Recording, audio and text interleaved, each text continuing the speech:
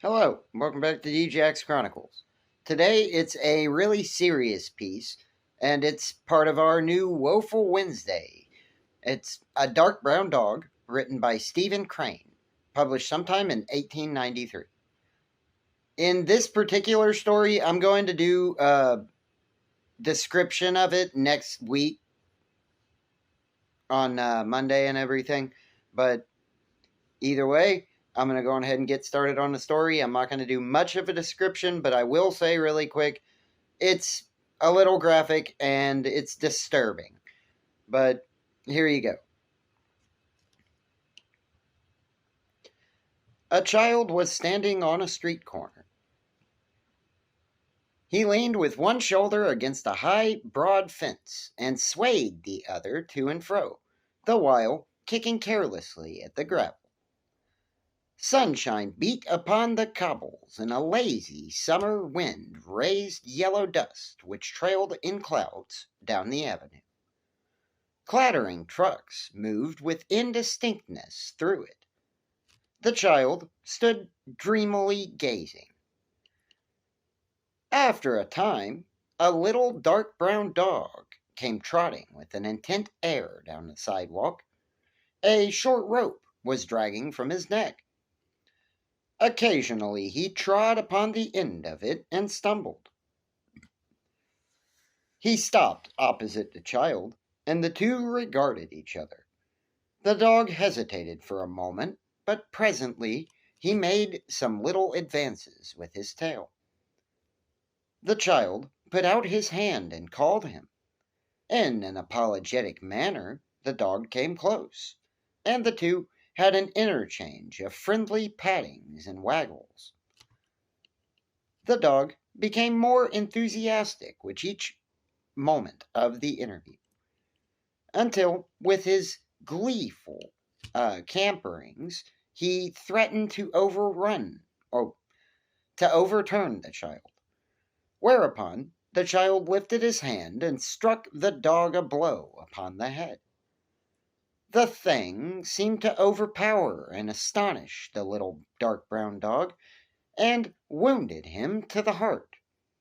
He sank down in despair at the child's feet. When the blow was repeated together with an admonition in childish sentences, he turned over upon his back and held his paws in a peculiar manner. At the same time, with his ears and his eyes, he offered a small prayer to the child. He looked so comically on his back, and holding his paws peculiarly, that the child was greatly amused, and gave him little taps repeatedly to keep him so. But the little dark brown dog took this chastisement in the most serious way, and no doubt considered that he had committed some grave crime, for he wriggled contritely, and showed his repentance in every way that was in his power. He pleaded with the child, and petitioned him, and offered more prayers. At last the child grew weary of this amusement, and turned toward home. The dog was praying at the time. He lay on his back, and turned his eyes upon the retreating form. Presently he struggled to his feet, and started after the child. The latter wandered in a prefatory way toward his home, stopping at times to investigate various matters. During one of these pauses, he discovered the little dark brown dog, who was following him with the air of a footpad. The child beat his pursuer with a small stick he had found. The dog lay down and prayed until the child had finished, and resumed his journey. Then he scrambled erect and took up the pursuit again. On his way to the home, the child turned many times and beat the dog, proclaiming with childish gestures that he held him in contempt as an unimportant dog, with no value save for a moment. For being this quality of animal, the dog apologized and eloquently expressed regret, but he continued stealthily to follow the child. His manner grew so very guilty that he slunk like an assassin. When the child reached his doorstep, the dog was industriously ambling a few yards in the rear. He became so agitated with shame when he again confronted the child that he forgot the dragging rope. He tripped upon it and fell forward. The child sat down on a step, and the two had another interview. During it, the dog greatly exerted himself to please the child. He performed a few gambols with such abandon that the child suddenly saw him to be a valuable thing. He made a swift, avaricious charge and seized the rope. He dragged his captive into a hall and up many long stairways in a dark tenement. The dog made willing efforts, but he could not hobble very skillfully up the stairs, because he was very small and soft. And at last, the pace of the engrossed child grew so energetic that the dog became panic-stricken. In his mind, he was being dragged toward a grim unknown. His eyes grew wild with the terror of it. He began to wiggle his head frantically and to brace his legs. The child redoubled his exertions. They had a battle on the stairs. The child was victorious because he was completely absorbed in his purpose. And because the dog was very small, he dragged his acquirement to the door of his house, and finally, with triumph, across the threshold. No one was in. The child sat down on the floor and made overtures to the dog. These the dog instantly accepted. He beamed with affection upon his new friend. In a short time, they were firm and abiding comrades. When the child's family appeared, they made a great row. The dog was examined and commented upon, and even called names. Scorn was leveled at him from all eyes, so that he became much embarrassed and dropped like a scorched plant. But the child went sturdily to the center of the floor, and at the top of his voice championed the dog. It happened that he was roaring protestations with his arms clasped about the dog's neck when the father of the family came in from work. The parent demanded to know what the blazes they were making the kid howl for. It was explained in many words that the infernal kid wanted to introduce a disreputable dog into the family. A family council was held. On this depended the dog's fate. But he in no way heeded, being busily engaged in chewing the end of the child's dress. The affair was quickly ended. The father of the family, it appears, was in a particularly savage temper that evening, and when he perceived that it would amaze and anger everybody if such a dog were allowed to remain, he decided that it should be so. The child, crying softly, took his friend off to a retired part of the room to hobnob with him, while the father quelled in fierce rebellion of his wife. So it came to pass that the dog was a member of the household.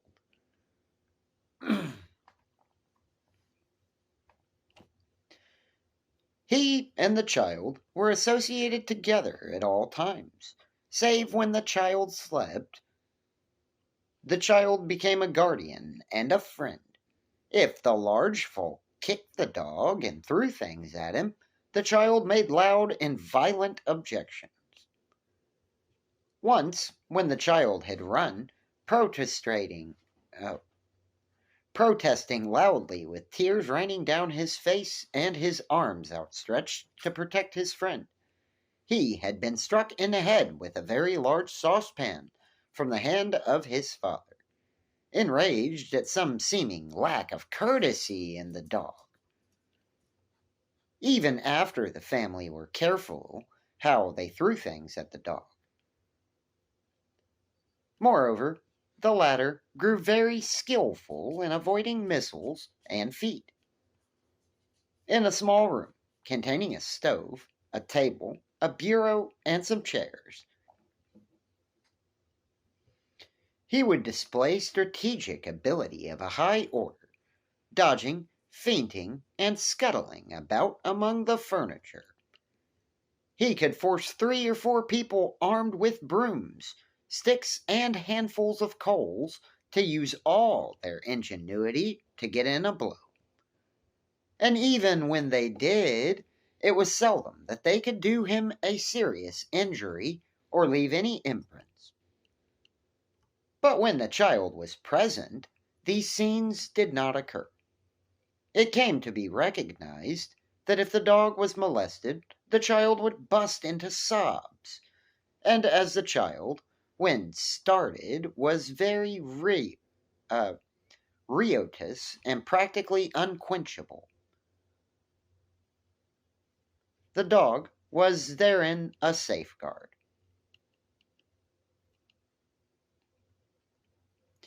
However, the child could not always be near. At night, when he was asleep, his dark brown friend would raise from some black corner a wild, wailful cry, a song of infinite loneliness and despair, that would go shuddering and sobbing among the buildings of the block and cause people to swear. At these times, the singer would often be chased all over the kitchen and hit with a great variety of articles. Sometimes, too, the child himself used to beat the dog, although it is not known that he ever had what could be truly called a just cause. The dog always accepted these thrashings with an air of admitted guilt. He was too much of a dog to try to look to be a martyr or to plot revenge. He received the blows with deep humility, and furthermore, he forgave his friend. The moment the child had finished and was ready to caress the child's hand with his little red tongue. When misfortune came upon the child and his troubles overwhelmed him, he would often crawl under the table and lay his small, distressed head on the dog's back. The dog was ever sympathetic. It is not to be supposed that at such times he took occasion to refer to the unjust beatings his friend, when provoked, he administered to him.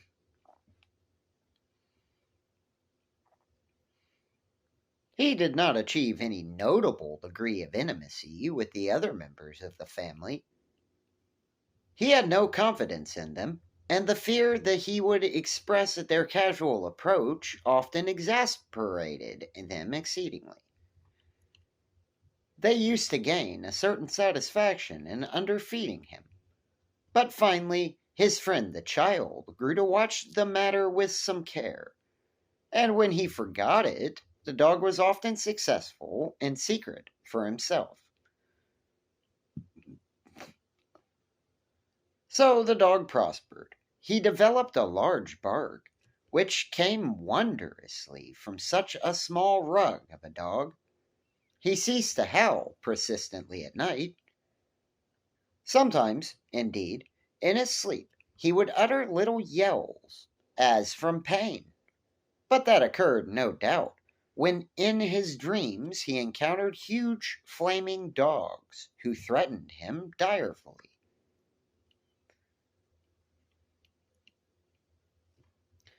His devotion to the child grew until it was a sublime thing. He wagged at his approach. He sank down in despair at his departure. He could detect the sound of the child's step among all the noises of the neighborhood. It was like a calling voice to him. The scene of their companionship was a kingdom governed by this terrible potentiate, the child. But neither criticism nor rebellion ever lived for an instant in the heart of the one subject. Down in the mystic, hidden fields of his little dog's soul bloom flowers of love and fidelity and perfect faith.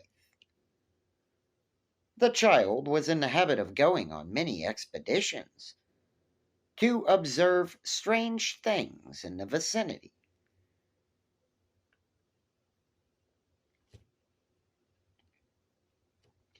On these occasions, his friend usually jogged aimfully along behind. Perhaps, though he went ahead, this necessitated his turning around every quarter minute to make sure the child was coming. He was filled with a large idea of the importance of these journeys. He would carry himself with such an air. He was proud to be the retainer of so great a monarch. One day, however, the father of the family got quite exceptionally drunk. He came home and held carnival with the cooking utensils, the furniture, and his wife. He was in the midst of this recreation when the child, followed by the dark brown dog, entered the room. They were returning from their voyages. The child's practiced eyes instantly noted his father's state.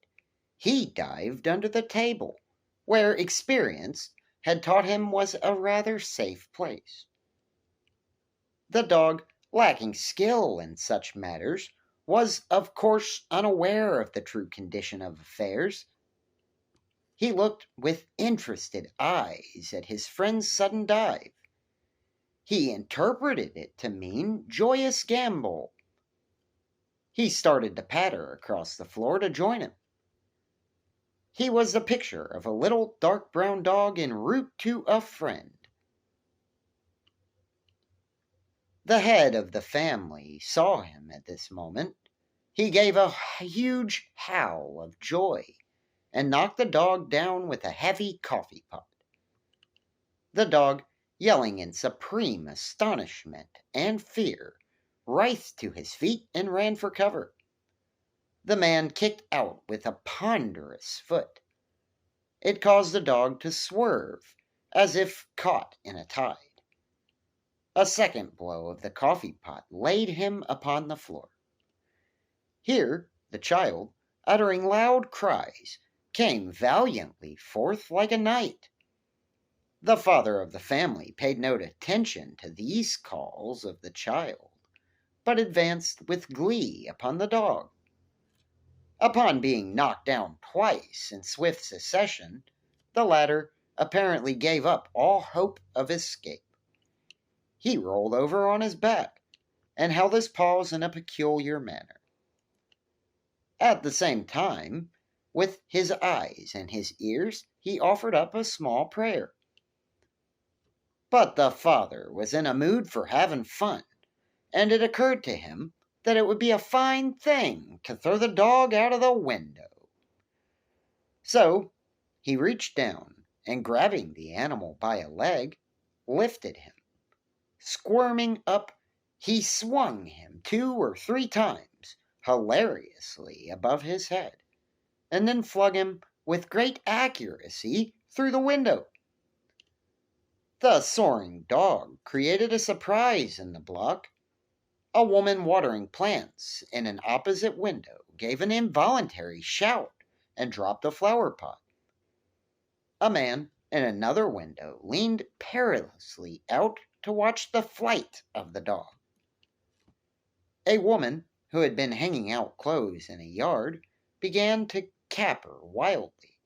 Her mouth was filled with clothespins, but her arms gave vent to a sort of explanation.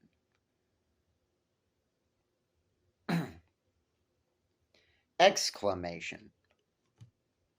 In appearance, she was like a gagged prisoner. Children ran whooping. The poor animal crashed in a heap on the roof of a shed 5 stories below. From thence it rolled to the pavement of an alleyway. The child in a room far above burst into a long dirge-like cry and toddled hastily out of the room. It took him a long time to reach the alley because his size compelled him to go downstairs backwards, 1 step at a time, and holding with both hands to the step above. When they came for him later, they found him seated by the body of his dark brown friend. All right. Thank you all so much for watching, and I'm sorry about how graphic that was. That was insane. Please, just as an end note, be kind to all things and all people. Please like and subscribe. That was DJX Chronicles again. Bye.